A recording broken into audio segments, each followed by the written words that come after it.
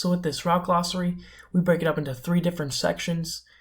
The first section that we're going to talk about is outside routes. The route I decided to show is the hook route, which is your basic curl route.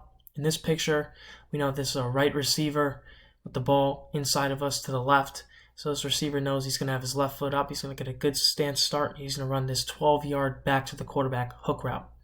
His split is typically +2 off the top of the numbers, but we can squeeze them down. So that's why we say it's all based off formation.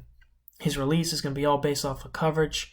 We're going to talk about how to run this route versus an off corner, press corner, and a cloud corner. His stem is also going to be based off of coverage. We'll talk about what happens if you get a cover 2 corner or you're in a squeeze set, what type of release you want to use on that. We usually use a diamond release or spray release. I don't know if any of you guys heard about that. But we know no matter what technique we get, we're going to push vertical and we're going to use a pigeon toe and we're going to get a 45-degree cut at the top of our route. So let's talk about this versus an off corner first. Receiver's going to get a good stance start. He's going to roll out of his stance. He's going to sell vertical. He's going to threaten this DB like he's running a go ball. And he's going to break down at 12 yards. And he's going to work back down, back to the quarterback, expecting the ball. And he's going to turn upfield. This is a route where you want to press the DB's toes. You want to threaten him, get him to backpedal.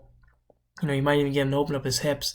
And that's when you break down using that pigeon toe, using that instep, showing what direction, where you're going next. And you're getting in and out of your breaks quick. Alright.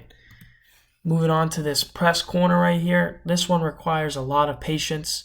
When you're at the line of scrimmage, you got to have a plan.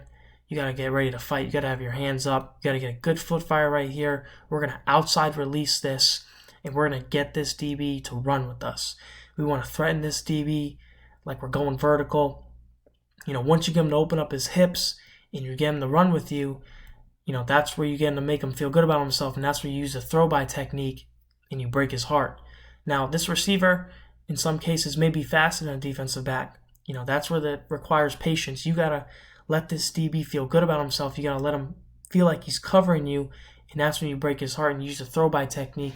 So in this case, this is a right receiver, so he's going to break down. He's going to break with his right foot using that pigeon toe. He's going to use his left hand on his lower back, and he's going to throw by the receiver, or rather the corner, and he's working back down to the quarterback. All right, so that's what it's going to look like right there. Show it one more time. Pushing vertical, selling the vertical, get the DB to open up his hips, break his heart, throw him by. All right, moving on to the cloud coverage, whether you're in a squeeze set and you have an outside leverage corner or you have a cover 2 corner, whatever the case may be. Right here, we're either going to pivot or we're going to sidestep, and we're going to go and attack what this defender or corner is protecting.